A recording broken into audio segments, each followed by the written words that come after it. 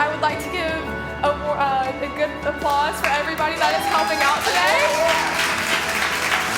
We have students in the front and we have students in the back helping out. If you want to give a good wave back there.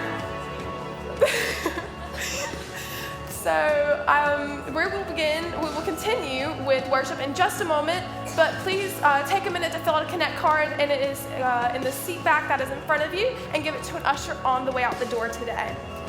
We also have a team that prays for every request every week, so let us pray for you.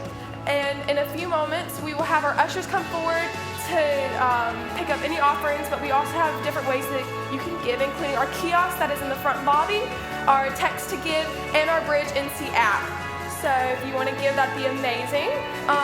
Your donations actually give great opportunities to people that for us to be able to minister to people, to students and kids at this location, at our various camps, and also at our youth events. So every donation is really helpful.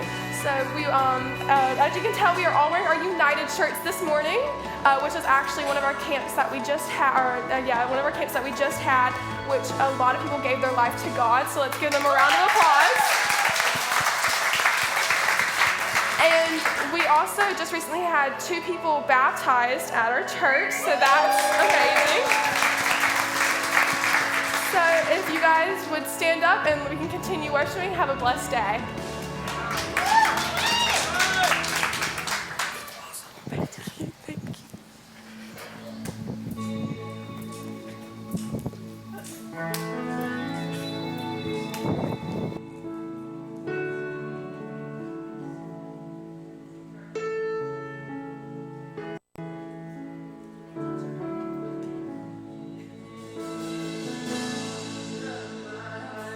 He's a mountain where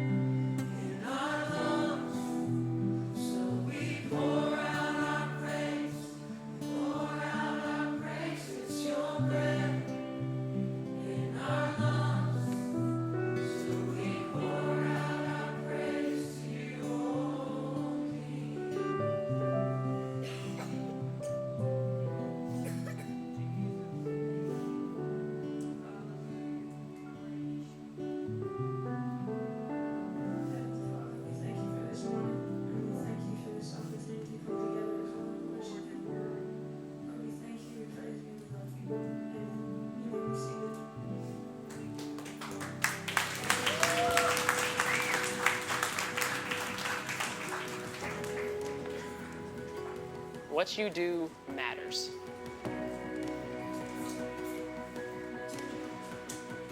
I made you with a purpose. Your strength, Your weakness. your hopes, Your dreams, I placed them in you for my glory.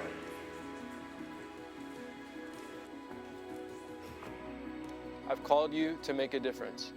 Be my example. be my example, At home, at school. With friends, and when no one is watching. Don't let anyone look down on you. Not for your age, not for your looks, not for the things that make you different, Or the things that set you apart. Pursue me with a clean heart. I gave you that heart to beat for me. Because I love you. Because I love you.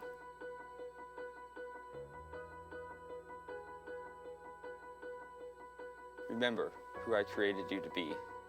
You're here for a reason. A daughter of the King. a son of the King. beloved. Beloved. Beloved. Exactly who I created you to be.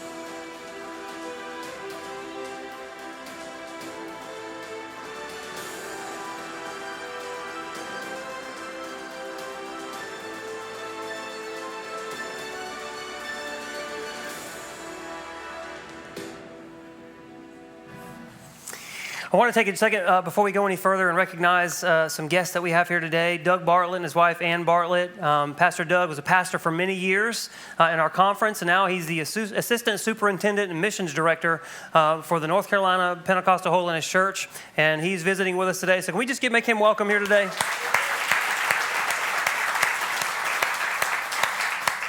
And I would like to add, if I may, on a personal note, that his son, Matt Bartlett, many of you know, and I are very good friends. And I spent the night at this man's house and ate all of his food as a kid.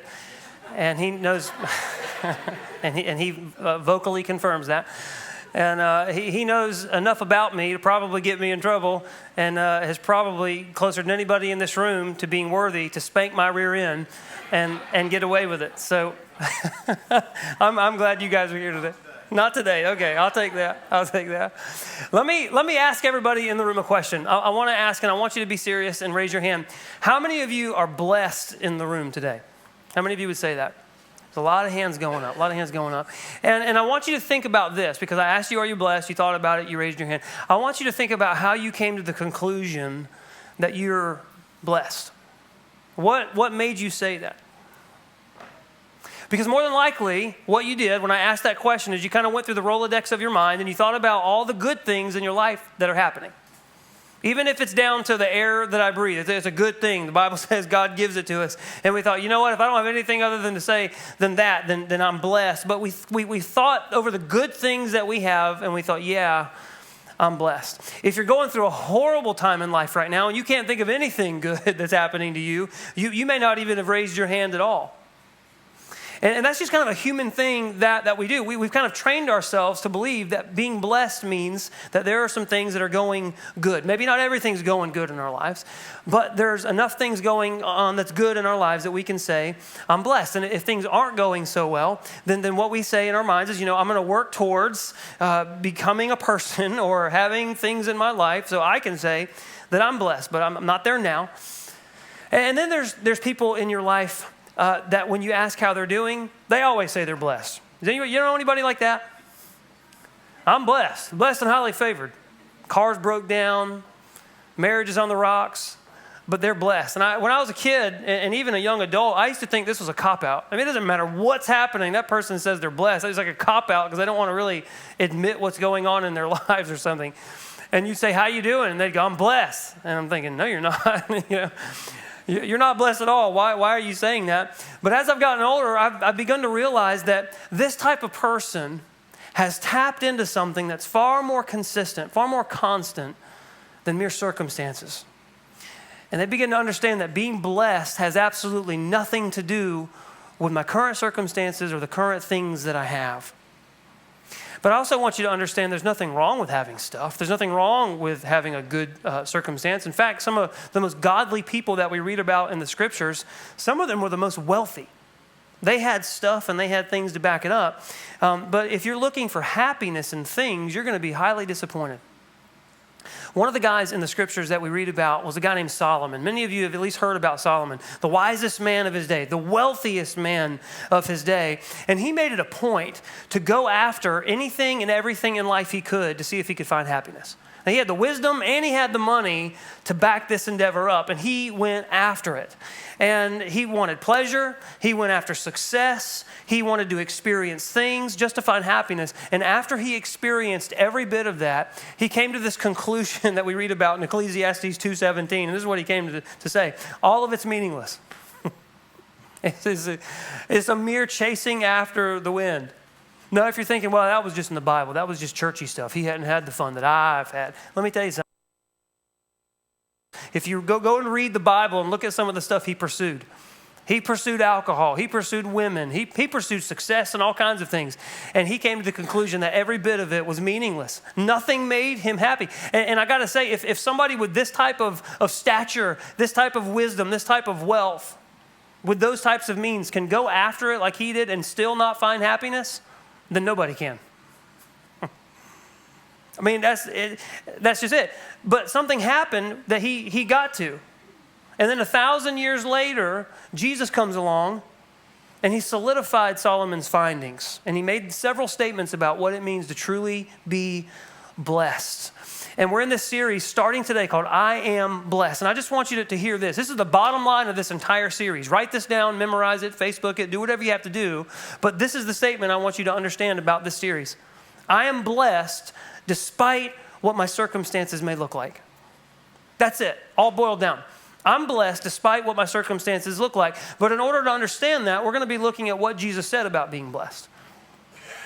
And he was teaching his disciples one day, and this sermon that he was preaching became known as the Sermon on the Mount. Anybody ever heard of the Sermon on the Mount? We find this in Matthew chapter 5 through 7. And most would agree that this is Jesus' sermon that was the most important. And the reason is because he spoke on several different things throughout these 3 chapters that kind of identified literally who he was and what he was all about. It defined Jesus' DNA and where he stood on the main issues, the main topics. And so this, he called the Sermon on the Mount. Well, it became known as that. And he talked about a lot of stuff that day. In this series, we're going to focus on what he said about being blessed. And he said all this at the beginning of it. But when he started talking about being blessed, he says there's certain attributes that blessed people have. And then he names 8. And in this series, we're going to go through them one at a time. But as we start, I want to read all of them. I want to read all of these verses right here, get a little understanding from each of them, and then we'll come back to the first one and spend the rest of our time talking about the very first one. But let's go to Matthew chapter 5. We're going to start with verse 3, and we're going to read through verse 12. And this is what Jesus says. I want you to pay attention to kind of the seeming contrast here. He says, "Blessed are the poor in spirit, for theirs is the kingdom of heaven. Blessed are those who mourn, for they will be comforted. Blessed are the meek, for they will inherit the earth. Blessed are those who hunger and thirst for righteousness, for they will be filled. Blessed are the merciful, for they will be shown mercy. Blessed are the pure in heart, for they will see God. Blessed are the peacemakers, for they will be called sons of God. Blessed are those who are persecuted because of righteousness, for theirs is the kingdom of heaven. Blessed are you when people insult you and persecute you and falsely say all kinds of evil against you because of me. Rejoice and be glad, because great is your reward in heaven. For in the same way they persecuted the prophets who were before you. What's the word that each one of those sentences begins with? Say it again. Blessed. What does blessed mean? Well, if we go back to the original language that the Bible was written or was translated to, it means supremely blessed, well off, fortunate. And so if we go back and look at that again, Jesus is saying, extremely fortunate and well off are the poor in the spirit. Extremely fortunate and well off are those who are mourning. Extremely fortunate and well off are the meek, the hungry, the merciful, the pure in heart. Extremely fortunate and well off are the peacemakers. Extremely fortunate and well off are those who are persecuted and insulted. It sounds like Jesus was losing it. I mean, this sounds like contradictions to me. But if you're poor and you're sad and you're weak and you're hungry and put down, then you're blessed. That's what Jesus is saying. That's exactly what Jesus is saying. And he's not even saying that this is a wish. He's not saying this is something that you get to. He's stating that when you are in these types of conditions, it's a fact. You're blessed.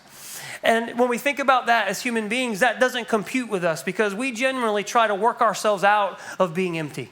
We try to work ourselves out of being alone and impoverished and weak. But I find that it's interesting that whenever we use our own power to try to get out of poverty in our lives in whatever form that takes and try to have this appearance of success, in our own power, it always leaves us destitute in some other area of our life. Somebody say amen.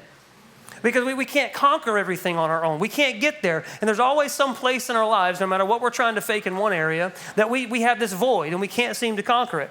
So the reason why Jesus says you're blessed when you're in need is because when you've reached the end of yourself and you're impoverished, that's the starting place of where he can come in and do something really significant in your life. That's where we begin to realize that being blessed is not dependent upon how much I've got or not dependent upon my power or what I've done, but more about who I am in Jesus Christ. That's where being blessed comes from. It's not about having a semblance of success. It's about knowing Jesus and knowing his power in my life, whether it looks like I'm successful or not. Let me ask you kind of a soft truth kind of question. Have you figured that out yet? Or is it that, you have to have everything right, everything perfect, everything in place, and everybody has to like you before you're blessed?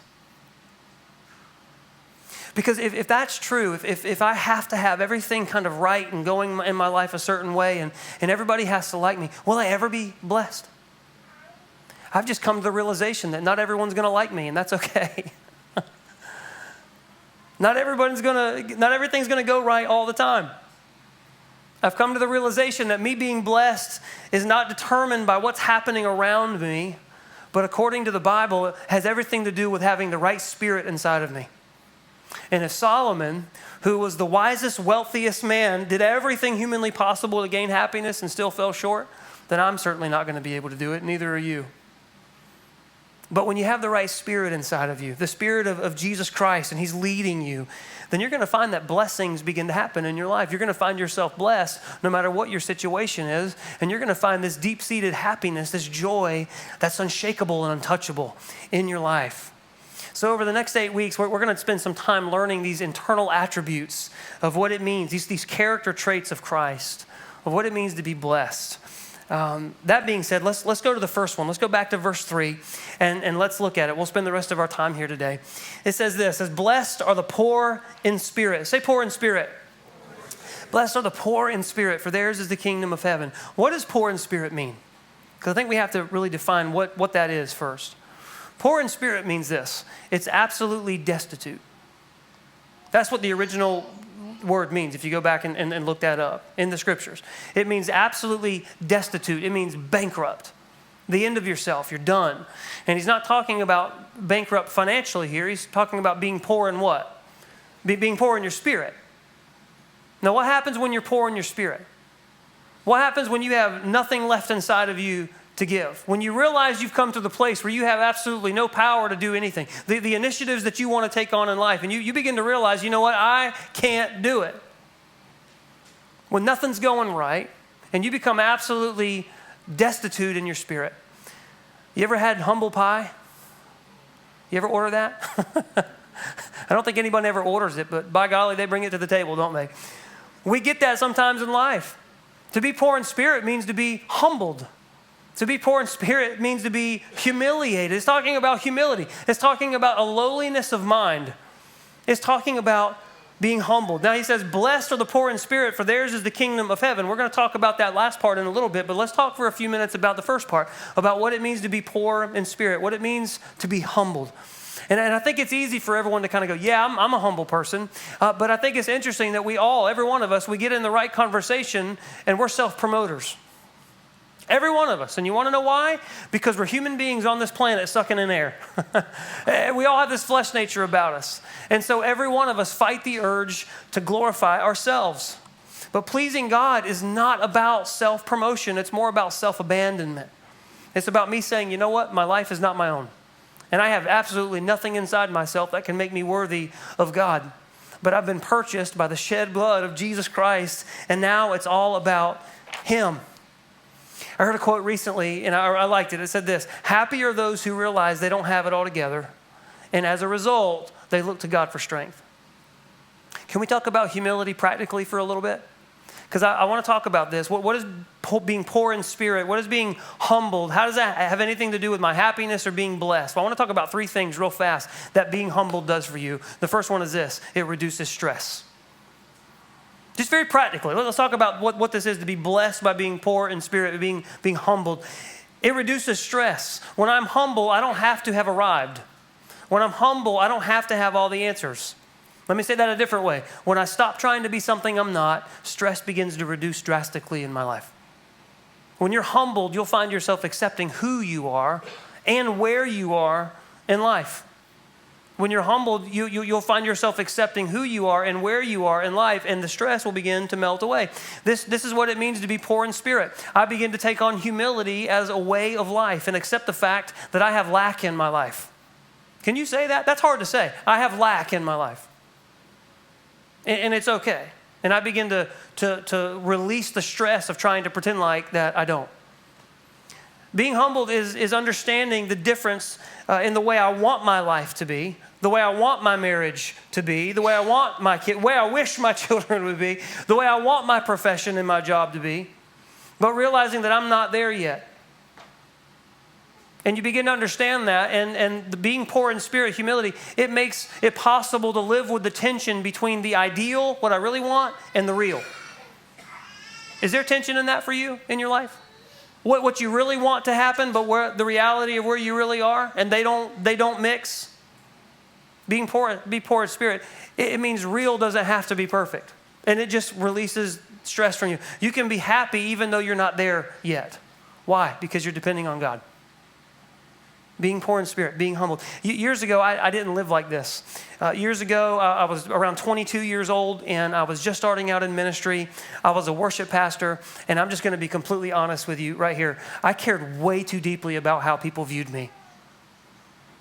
I did. I was 22 or so. I was starting out, and I wanted people to know that I was a vital part of the ministry. I wanted people to know that I was someone they could look up to on staff at the church. And the problem was, here's the problem. I hadn't earned that yet. I hadn't been there that long. I was just starting out. I was new, and I was young, and I was still learning. And there was other people on the staff that they were a whole lot further along than I was. One of them even had a master's degree. And here I was, 22, trying to prove myself to a bunch of people that I didn't need to try to prove to. On the outside, there was nothing wrong with me. I was fun. I was a go-getter. On the inside, I was completely miserable because deep down, here it is, I had pride in me. And I didn't even understand that it was pride in me. And it left me feeling like I always had to prove myself. At every meeting, I had to prove myself. Every staff meeting, every service, I had to prove myself. And here's the toxicity of that. When those efforts fell short, I was miserable. I was constantly thinking, this was the conversation going on in the back of my head. And I'm just going to be bold with you, vulnerable with you. This was the conversation. I'm on stage every single week. I'm putting together great music. I'm building one of the biggest teams in this church. And to be sure, everybody in this congregation would look and say, this is one of the main reasons I come to this church. Young and stupid. That was the conversation going on in the back of my head that nobody ever knew. And sometimes I didn't even have that conversation consciously. But pride in me always left myself trying to prove myself to a group of people who already affirmed me. And it was one of the most stressful times in my life. The pride in you will constantly leave you trying to prove yourself to people that already love you. Pride in you, you're trying to prove yourself to a group of people or a person that already accept where you are.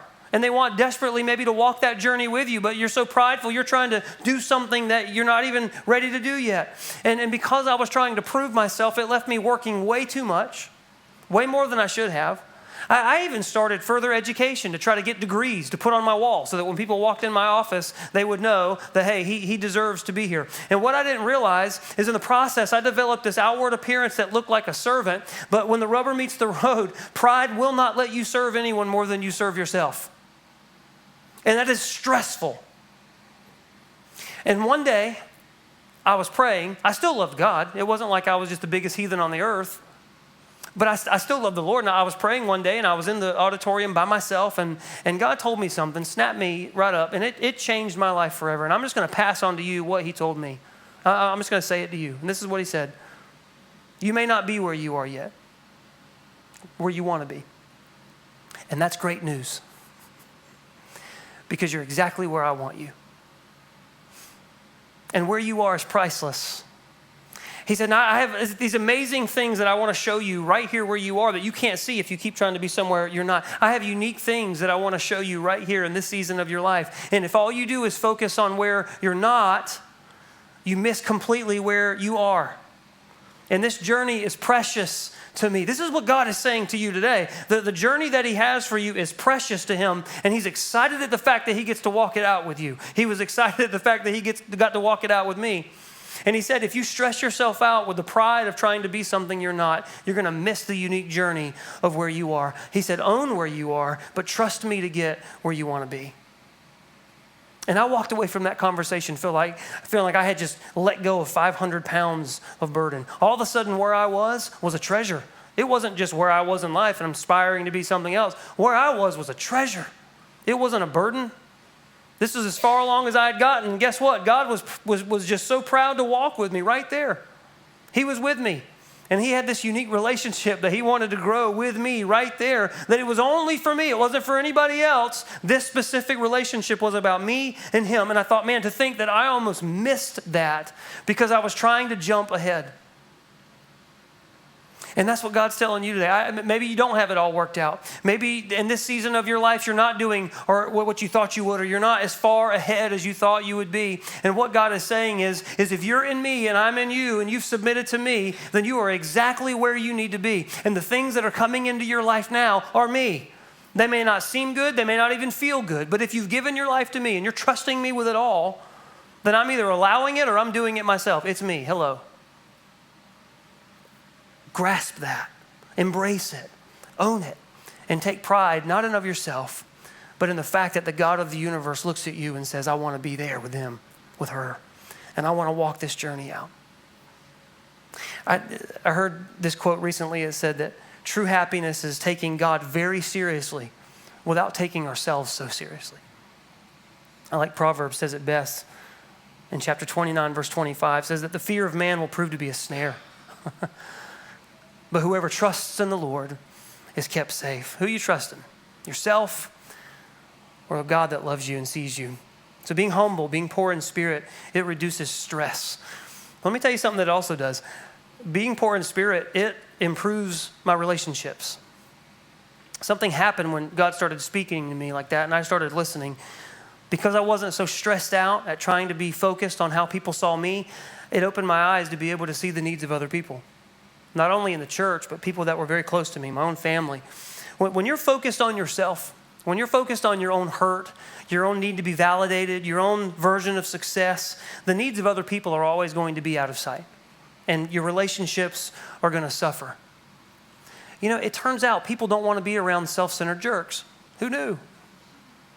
They just don't. Why? Because self-centered people like that, even though they're not like that necessarily on the outside, like I was, the inside was half, they're miserable people.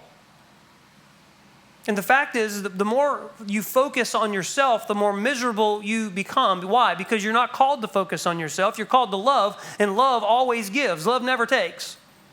You look no further than the example that Jesus gave us. And love is a giver.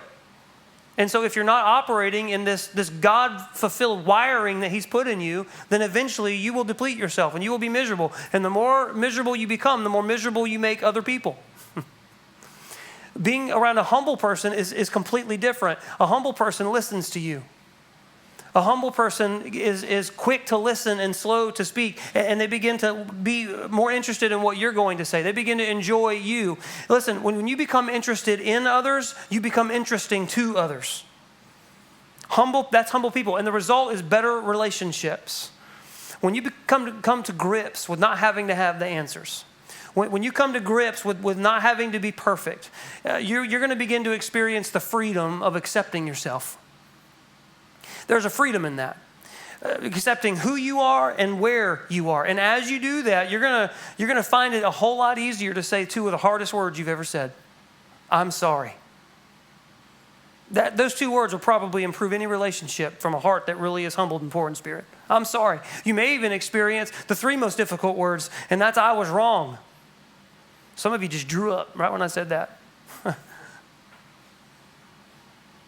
And you may even get to the place, poor in spirit, where you understand the four hardest words. And that you get to a place where you say, I need your help.